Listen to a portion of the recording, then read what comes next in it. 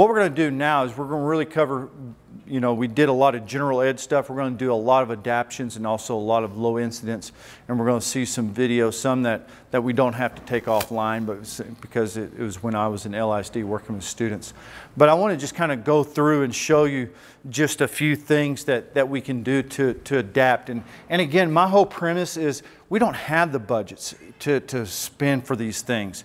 And so what we're going to do is spend a lot of time making equipment, or you know, sending out an email to get that sent to us. All right. So the first thing I want to show you, just kind of eye-hand coordination. When I think of little kids, you know, in the stint of being at Lubbock Christian University, on my tail end out of there, I was part-time there, and I was a stay-at-home dad with my oldest daughter, and I taught in the mornings kindergarten and pre-K PE, and it was beautiful. I had 20 of those kids, and a lot of this stuff, I mean, it worked. And you know, you go, you say, oh yeah, this will work for if you had just perfect kids. No, I mean, it works. And so what I did was always kind of like what we did is do a lot of individual stations and a lot of individual equipment when possible.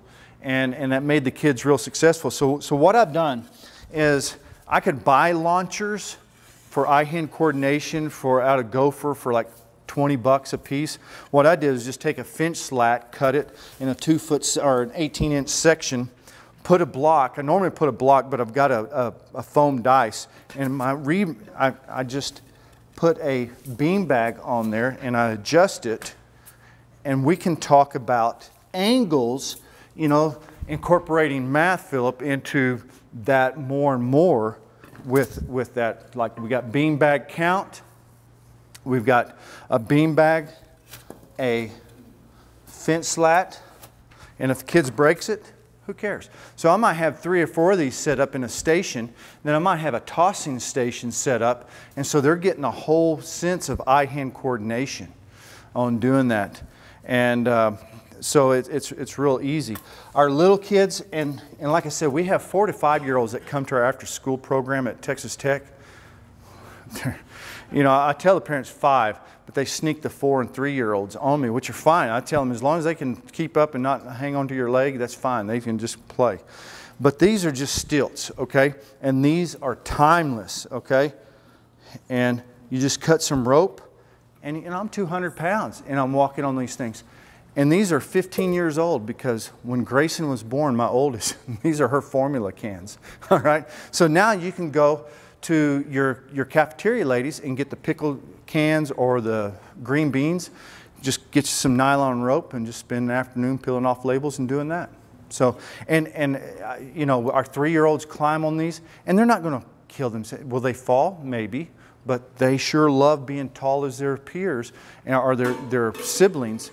And I haven't had anyone seriously injured in all the years I've used these. So that's just some homemade equipment right there. Next, we will have a tag game. You know, some of our kids come to us with power wheelchairs and just manual wheelchairs, or sometimes really don't have the speed to catch their able-bodied peers. And so what we can do is take a piece of PVC and a noodle that has a hole in it, and we just go right here, and now I've extended a tagger, okay?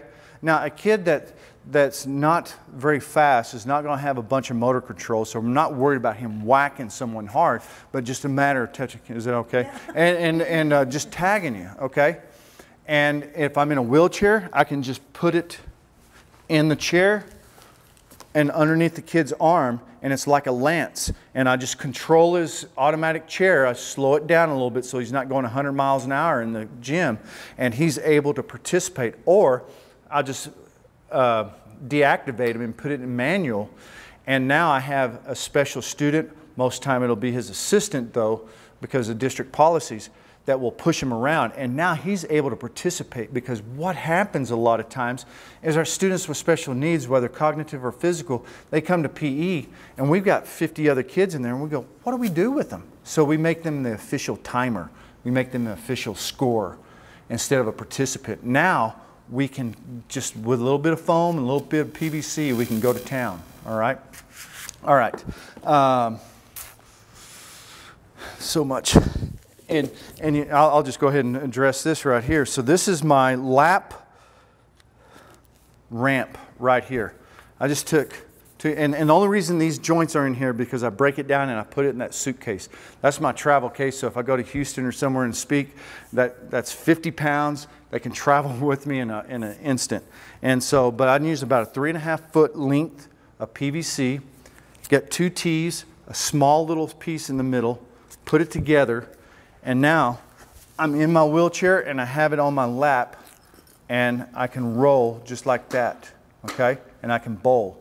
And if you noticed, I just got these tennis cans, again, you can get from the tennis teacher, and I got these LED lights at Dollar General, and they're skulls.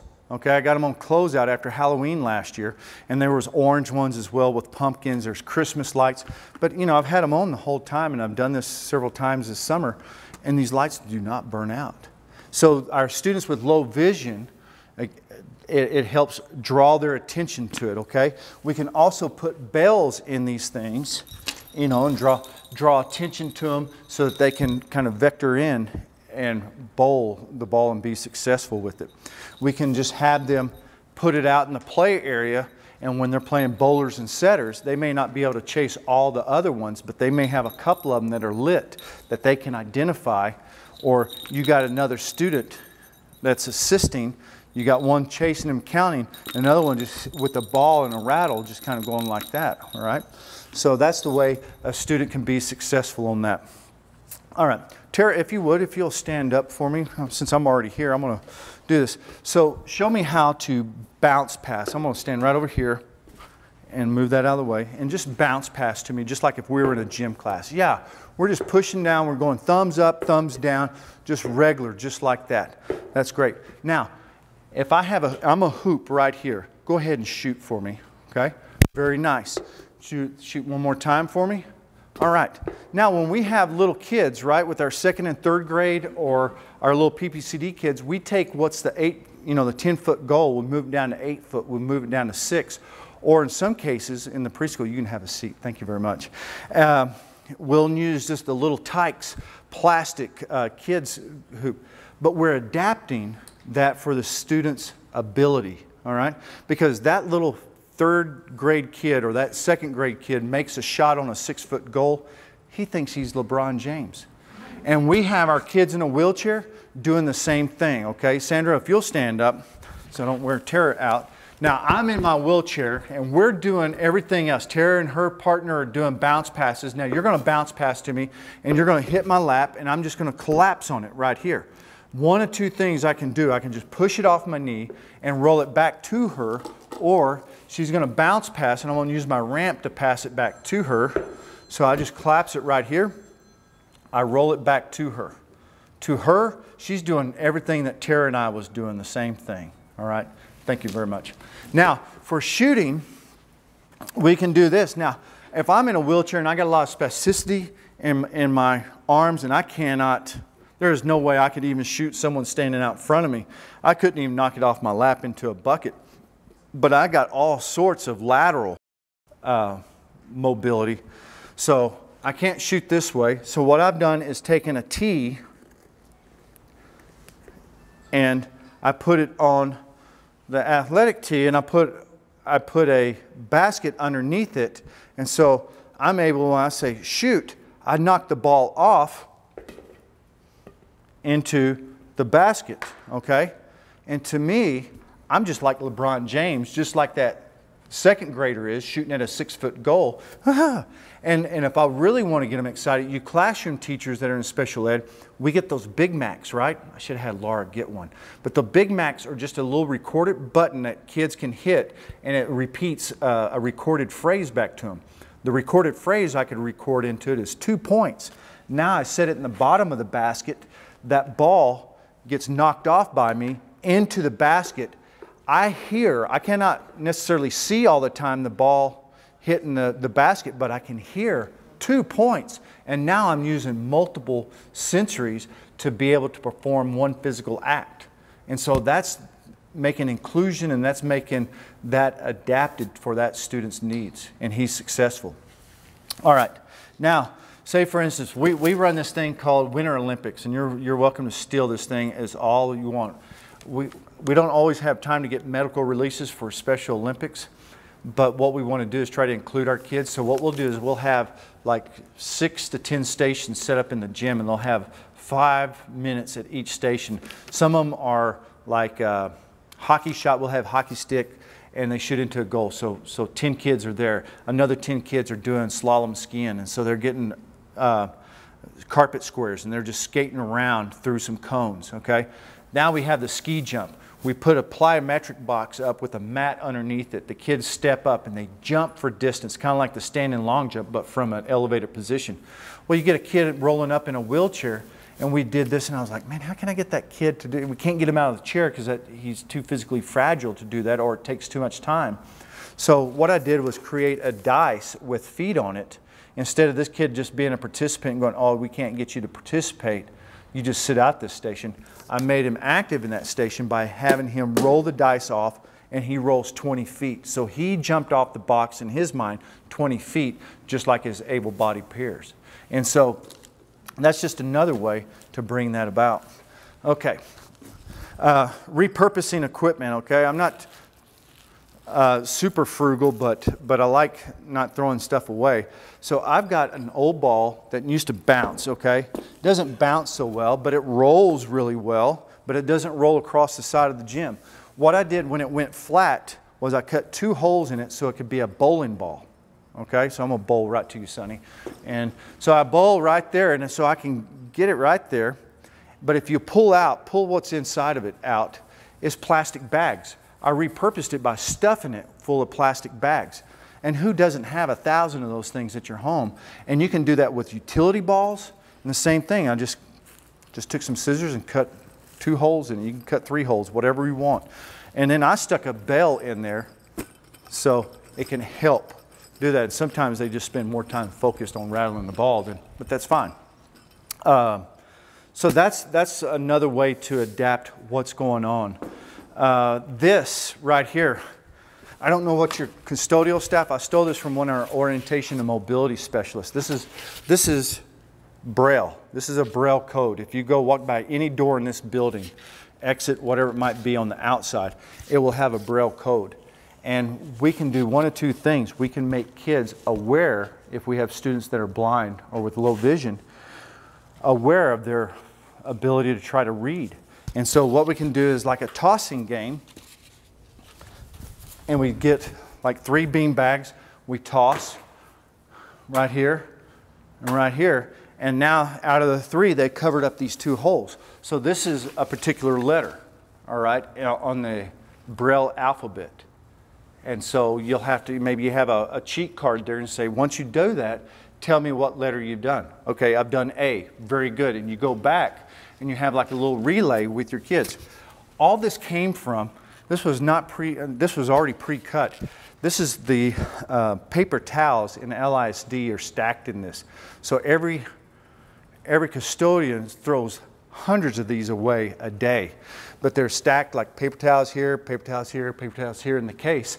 And so these are just a perfect Braille code for our students, all right? And you know, you can spray paint them, and this one's been with me quite a bit this summer, so it's kind of bent. But that's just another way to bring awareness to some of our students' challenges that they might have, is playing games like that.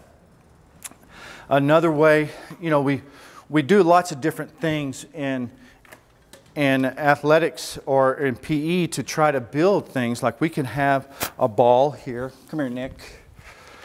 So what we do, we can just hang a ball or hold a ball, and you can just hit it right there, okay? He hits it. It's a non-static thing, so it's not moving on him or anything, and that's great. Then we progress him up to the tee, and he hits off the tee, and we say, way to go.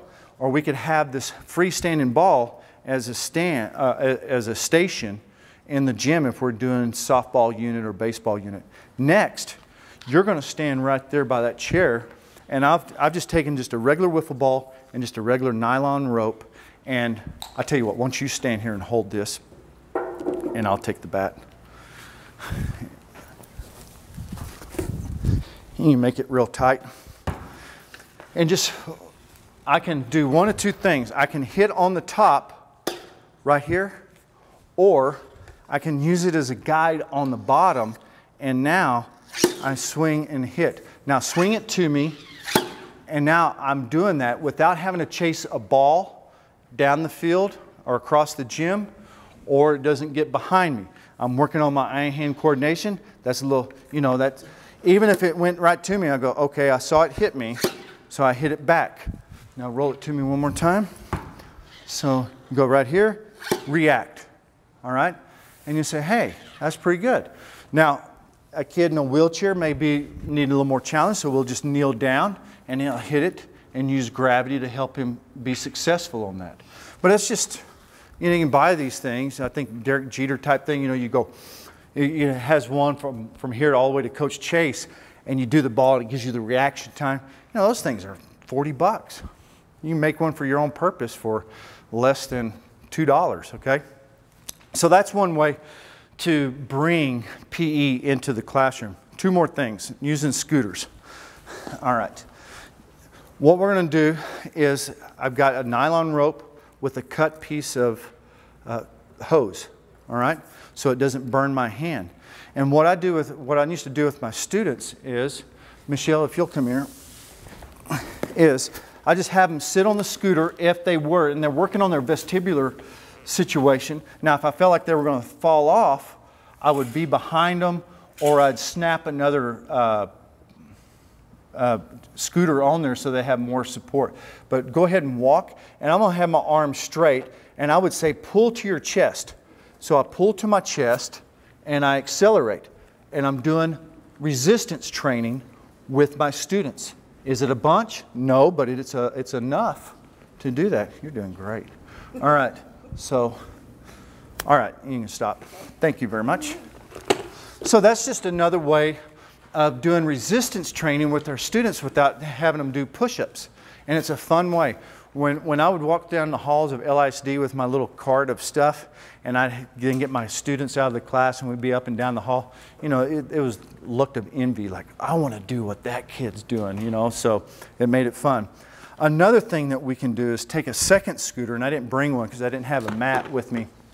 We can set another scooter down, because those students that are always in the wheelchair, they never get a chance really to get out unless they're working with the physical therapist or PT. And sometimes we're just scared and to get them out because, oh, we don't want that liability. Just talk to your PT and OT and our classroom teacher, because many times you're not going to break these kids, okay? They're pretty locked up. So if I've got a regular gym mat, I'll lay it on top of 2 of these scooters. I take the kid out of the wheelchair, I lay them down on it, and now they're able to be freed up a little bit, and we might have a relay race. This group of able-bodied students are skipping or walking fast. Now, I'm pushing, or the kid's aide's pushing the kid down around a cone, if that's the relay game that they're doing. But now this kid's able to experience a little freedom from the chair and to be able to participate. Now, if I really want my students to kind of be on a level playing surface, we'll just put them all on scooters, all right? Put them all on mats, and their buddies will walk them, not sprint down there, because, you know, they always hit the wall. So now everyone's on the similar playing field. And if I'm doing like a relay game, I might have like a beanbag toss. You run down, you put the beanbag in the hoop, run down, get another beanbag, put it down there. And this kid on the scooter can have it at the edge of the mat. She gets rolled down there. She, with whatever arm control she has, just pushes it off into the target, and now she's able to go back to the end of the line. So it's just a way of thinking a little bit outside the box how to get our kids moving. I'm doing that. I rattled this for you, and I know you're curious.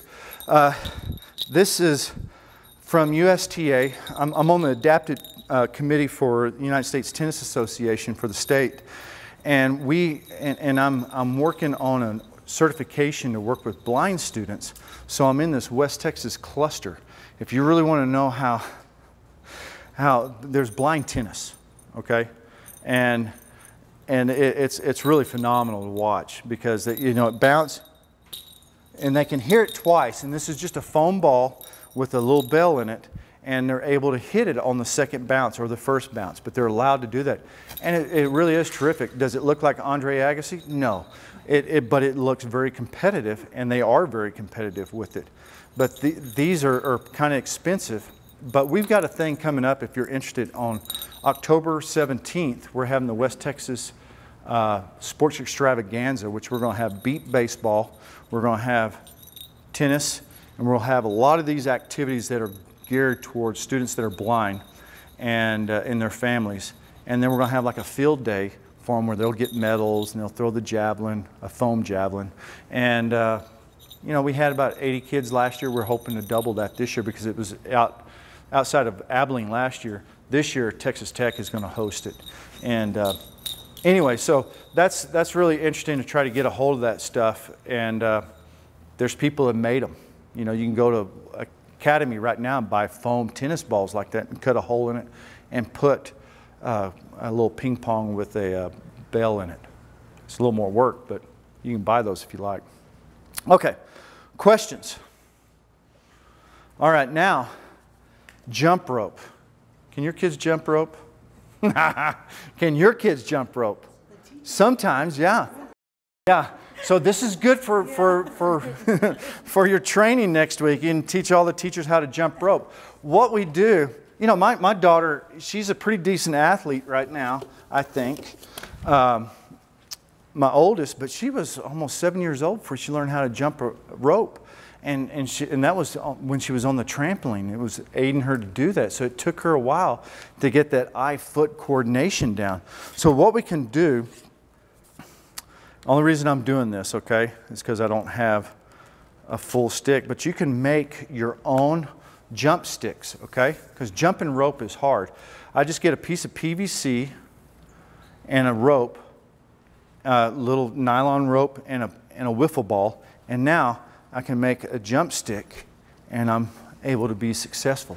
Now the kid may not be able to do that together, so I'll do it for him. And so Karen would jump, and you're fine. And so you can do that, and then once they kind of got that down, we get them into the trainer. And so instead of a real jump rope, now I've just taken a regular jump rope, cut it in half, and now they're able to jump right here. Again, it's that whole thing. Are they jumping like everyone else?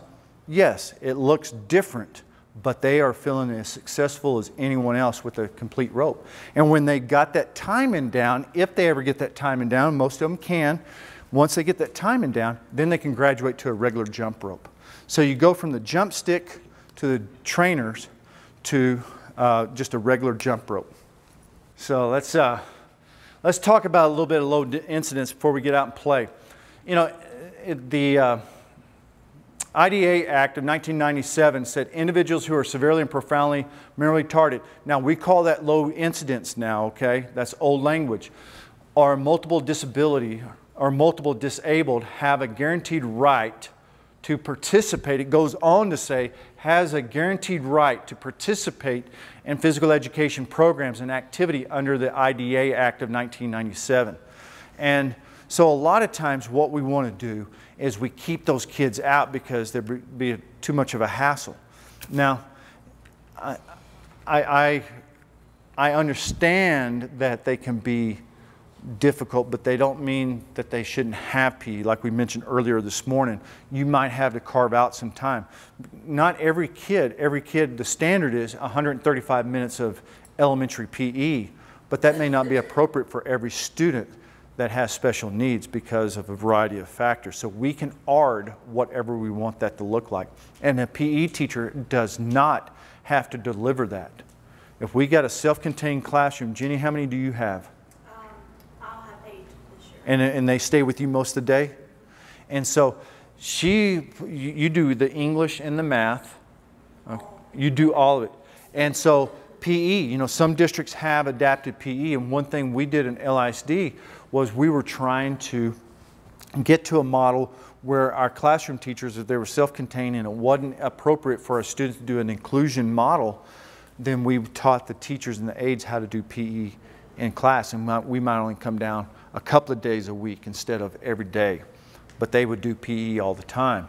And so that it doesn't necessarily, it has to just be a highly qualified person, okay, to deliver PE. All right, it can be an aide that has come to this or something else, or being instructed by your adapted PE or one of the PE teachers in your district, or just reducing that time. So anyway, that's something to keep out. I mean, more and more parents are becoming aware that their child is not necessarily getting all the things that are available to them, and so they're starting to push back a little bit. So just protect yourself on that. But research says this, in nature, in physical nature, evidence has proven that individuals with serious disabilities can learn physical education skills. This is according to a study that was done back in 1993. So regardless of their cognitive or physical disabilities, they can learn physical education skills. And that's one of the things that we should try to work towards, especially as the kids get older. We start doing that graduated, do more, they're not road trips, but they're field-based education, going to the bowling alley, going to selected weight rooms and stuff like that that can accommodate. Because I know at Tech we have students that come in that want to use the rec center, and they have every right as any other student, blind students and the students that are in wheelchairs, and we just have to make those accommodations for them and help them be successful. Speaking of that, before I forget, one thing that we do with, and this is a whole different presentation for this, but one thing that a lot of us are unaware of on the fitnessgram, it says students that are deemed like special ed, don't have to participate. What I as an adapted PE person is I say, let them do what they can, record what they can. Everyone has a height. Everyone has a weight, regardless if they're on a gurney coming to class or they're in a chair and they've got all this spasticity. We get a tailor's tape and we can measure their length and register their height, their weight. They go to the doctor every year. The nurse should have that, or central office should have that, so we can do the weight. If they can't do something, I wouldn't put a 0, because that aggregation of scores goes against what your kids can do. Just leave it blank, all right? If you're measuring certain things and then they can't do these other things, just leave it blank instead of 0 or 1, okay? But give them something to shoot for to be able to participate. Yeah, what we do in our district is very, very few, like 2 or 3 maybe. I'll send that medical form to the doctor, and if they get it, they'll check. I have, they're all listed, so they'll check, yes or no. Typically, if you give it to a doctor, no. So I'm very selective of the ones that I know I'm going to send to the doctor. They probably shouldn't be doing any of these. Right. But the other ones, you can do height and weight. You can do a short distance for if you do a pacer. Maybe you're not doing the full 15 or 20 meters. Maybe you're doing 10 feet. 20 right. Feet, whatever they can do. So I very rarely excuse kids because they can do something. Right. And when you do that, those scores, except for the height and weight, are being sent? Those other scores are not sent to Austin. And I keep a copy of what they, what they do every year. And that's what most people do when they choose to include all their special needs kids. But again, it's kind of like including everyone instead of keeping Johnny in the classroom or in the library when we're doing fitnessgram testing day. It allows them to participate a little bit. Yeah, they can do some things. Are we going to record everything? No. But as David said, what he does at Copper's Cove is they put just kind of a secondary little form saying, hey, Johnny did this, this, and this. And that helps your classroom teachers. That helps you if you have to write the IEPs for the student to go back the next year and say, hey, yeah, he's made some progress. He was able to throw 5 feet, or he was able to do 1 pacer, but now he can do a pacer and a half or 2 pacers. And it just kind of helps us. But I know you get the sheer numbers, but that's something where you kind of work with your special ed teacher and you have them help you. Just guide them with what you want to do. All right? Any questions on that? But that's one thing. A lot of times we just put 0s on things. Don't put 0s. Leave it blank if they can't do it at all. All right? Okay. Questions? Cool. Let's go out and play.